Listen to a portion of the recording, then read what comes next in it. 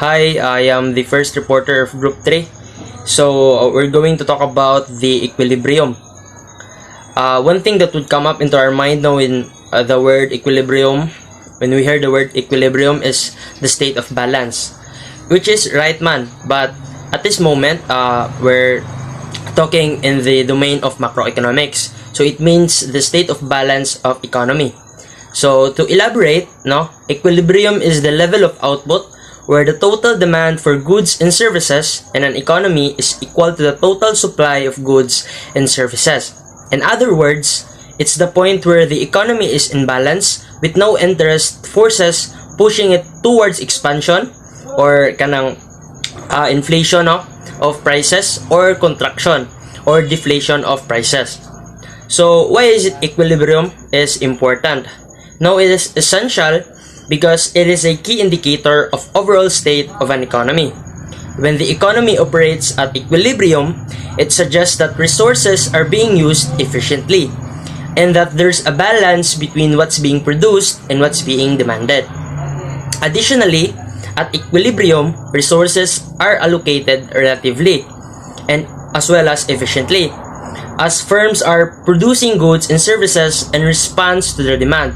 So, at equilibrium daw, ang resources are allocated relatively and efficiently because what the firms or mga factories or producers are they're producing goods and services inclined to what is demanded by the consumers.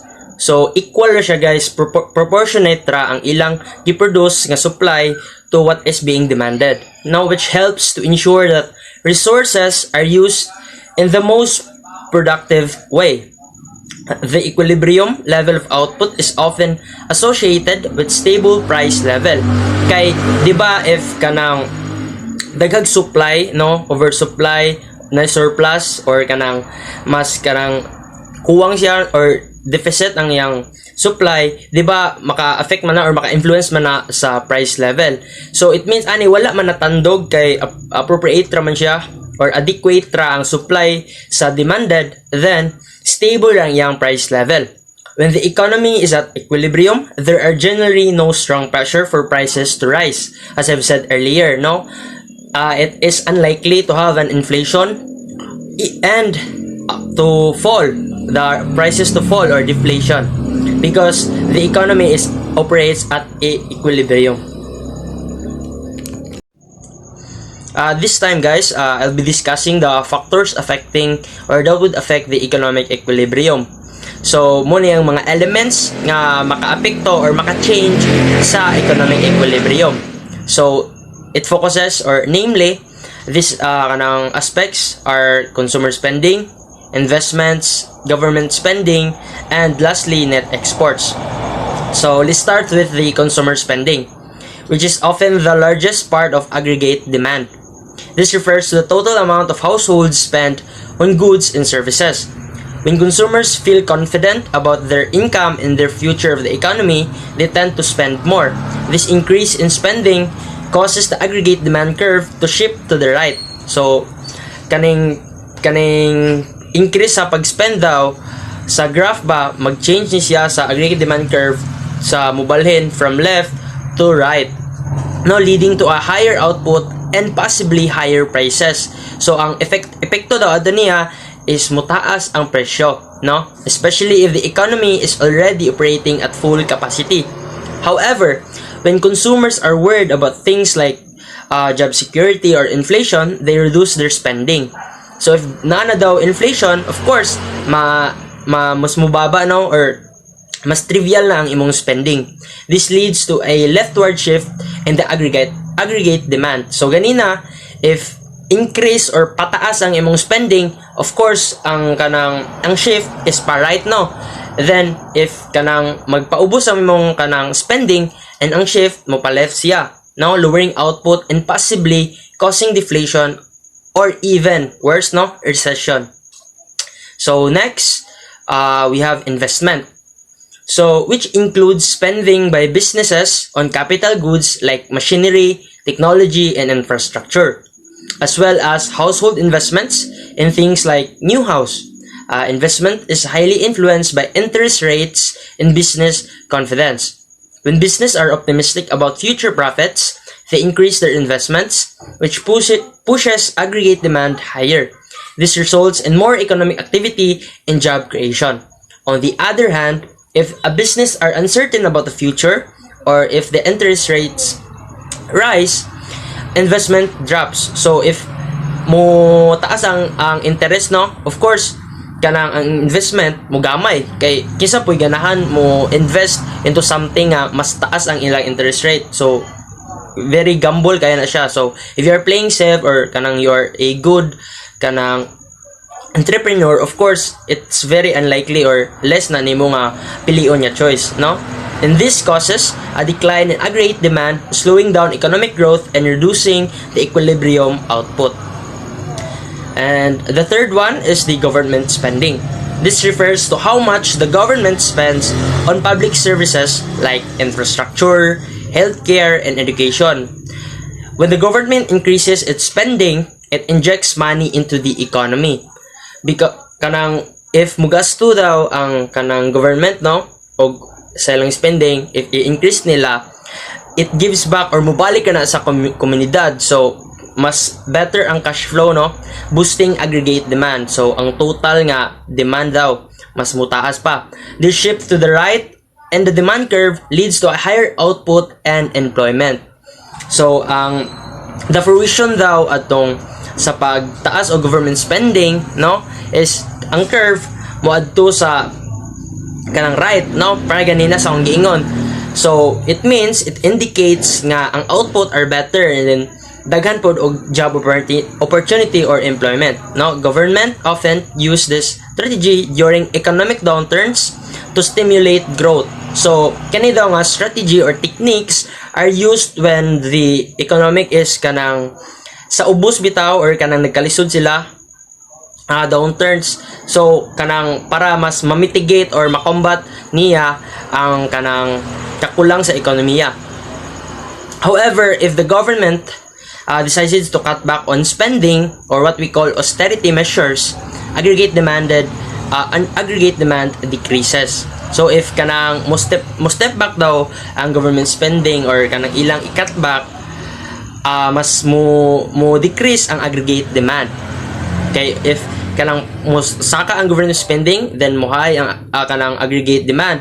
If pagamyon nimo is mo decrease ang aggregate demand. This causes a leftward shift in the demand curve. If kanang paubos ka na, left ang swing, and if pataas, right ang swing, slowing economic activity and potentially leading to a higher unemployment. So I think sabotable man kayo, no, kanang balik-balik siya nga concept. And then finally, we have net exports, which is the difference between what a country exports and what it imports. So unsa daw ang kalahian sa gi-import o gi-export sa usa ka nasod. When a country exports more than it imports, it experiences a trade surplus. No, so if a country daw mas daghan ang iyang export kaysa iyang import, maka-experience siya og trade surplus. So nanubra ang pag-trade, no? This adds to the aggregate demand, shifting the demand curve to right, boosting output and promoting economic growth. Conversely, of balihon daw siya, if a country imports are more than it exports, it results in a trade deficit. So mabalido to siya, guys, ma-deficit ang trade, no, reducing aggregate demand, so magaman aggregate demand. This leads to a left shift in a demand curve, lowering the equilibrium output and possibly increasing the unemployment. So balik-balik ra jud ni siya nga concept, guys, no. So those things that I've mentioned, no, the four are kanang crucial factors that affects the economic equilibrium. Changes in these areas influence aggregate demand, which in turn affects overall level of output and price in the economy. Policymakers keep a close eye on these factors to implement the right fiscal and monetary policies that can stabilize the economy, promote growth, and maintain employment levels. Understanding how these factors interact gives us a clear picture of how economy functions and responds to different situations. how aggregate demand and aggregate supply determine or influence the equilibrium in an economy. So, giunsa daw nganong pag-apekto sa aggregate demand and aggregate supply ang equilibrium. So, first, of course, let's define the two concepts. Now, so I'm just going to reiterate because these concepts are being discussed na, no, from the previous group. But I'll just going to repeat it now. Aggregate demand, no, is the total amount of goods and services that people like consumers, businesses, the government, and even the foreign buyers or the international buyers are willing and able to purchase at different price level in any given period. On the other hand, the aggregate supply is the total quantity of goods and services that producers in an economy are willing to supply at the various price levels within the same period. Now, the economy reaches equilibrium now at a point where AD and AS are intersect or ana sila gatagbo. Mo na kanang ilhanan or indicator nga the economy is at equilibrium. Now, this intersection shows us two important things: the equilibrium price level and equilibrium output for real GDP. At this point, the quantity of goods and services demanded equals the quantity supplied. So, para ganina, balance ang quantity demand equal siya sa quantity supplied. In simpler terms, what buyers want to buy matches what the producers are willing to sell. So, unsa daw to ang or pila daw tong ganahan sa mga consumers, equal na siya sa unsay willing nga i-produce sa mga seller or firm. This balance is crucial because it keeps the economy stable. But what happens if AD and AS don't match? So, di sila mag-equal, no? If aggregate demand exceeds aggregate supply. So, if greater daw ang aggregate demand kaysa aggregate supply, we have excess demand, which can cause prices to rise. This is what we call inflation. So, nagbalik na buta, no? On the flip side, if the aggregate supply exceeds the aggregate demand, so if ang supply na daw pod ang mas greater than the kanang aggregate demand, mas sobra, no? There's too much supply and not enough demand, leading to unemployment and possibly a recession, just like I've mentioned earlier, no? Mo na pinaka-worst nga may tabo, recession, because producers might cut back on production. So, to visualize, no? Imagine a graph where AD curves slopes downward. This means that when the prices drop, people demand more goods and services. Of course, if barato ang goods or services, mas mo demand ang mga tao, no? Kay mas convenient man, no? The AS curve, especially in short run, slopes upward because as prices increases, producers are more motivated to supply more goods. So, if mahal daw, mas motivated ang mga firm nga kanang mo willing sila nga mobaligya. Of course, negosyante gyud. Mo jud na mindset sa negosyante ug ay mas dagag profit. Now, the point where this two curves met is at equilibrium. So, this is where the economy is in balance with the stable prices and output. So, understanding this concept or the equilibrium is super important for policymakers, no? If the economy is facing inflation or recession or kanang even deflation, the government can use the two policies, no? Fiscal, it kanang covers or adjusts the tax of government spending, or the monetary policies like changing interest rates sa banking system to shift AD or AS and bring the economy back to equilibrium. So, mo na purpose niya, guys, now is to balance the economy of a particular place. For example, during a recession, increasing government spending can boost AD and help bring the economy back to its stable point. So, maora to. That's it for my report, guys. And I will leave the floor to my co-members. In this moment, we're going to talk about the implications of equilibrium. First, we have stable prices. Stable prices means equilibrium keeps prices steady because supply meets demand, preventing sudden price changes. For example, if a rice supply matches consumers' demand, prices remain steady, making it easier for families to budget. However, if a demand unexpectedly increases, like during the storm panic buying, prices may rise temporarily. Stability benefits business too, as they can plan production without worrying about unpredictable costs. Next, we have efficient resource allocation. When the economy is in equilibrium, resources are used efficiently, ensuring no waste or shortage. Imagine a phone company producing just enough units to meet customers' demand. This will avoid overproduction while ensuring enough supply. If too many are made, prices drop and companies lose profit. If too few, customers are left waiting. Proper allocation keeps businesses profitable and customers are satisfied. Lastly, we have economic growth. Just like Sir J. Tobio said, a balanced economy leads to steady growth as businesses expand when demand increases. For example, if tourism grows in a city, especially here in Tagbilaran, hotels, restaurant, and transportation services also grew, creating more jobs. This increases income, allowing people to spend more, which further boosts the economy. However, if growth is too fast, inflation may rise, making goods less affordable. Now, let's proceed to the deviations of equilibrium. First, we have excess demand. When demand is higher than supply, prices rise because people compete for limited goods, causing inflation.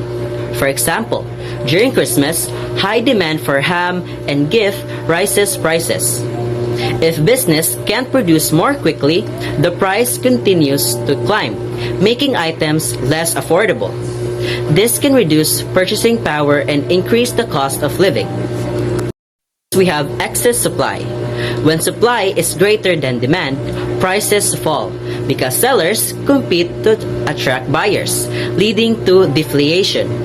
For instance, if too many farmers harvest same tomatoes at the same time, prices drop since stores have more than what they need. This can hurt producers as they can earn less profit, sometimes forcing them to sell below cost. In extreme cases, businesses may shut down due to unsuitable losses. Now, let's proceed to government intervention and equilibrium. First, we have fiscal policy.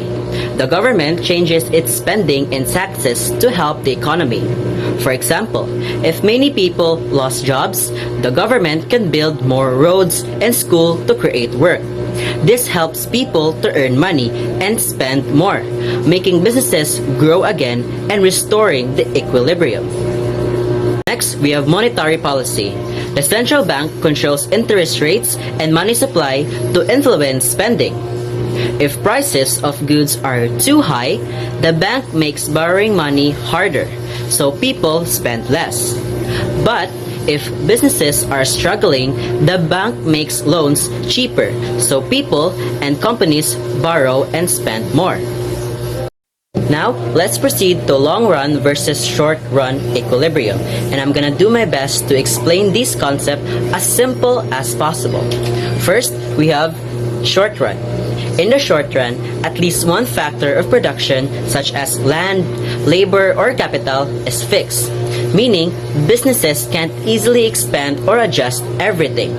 For example, if Brian owns a Siopaw restaurant and customers are increasing, he can only hire more workers, but he can't immediately make his restaurant bigger.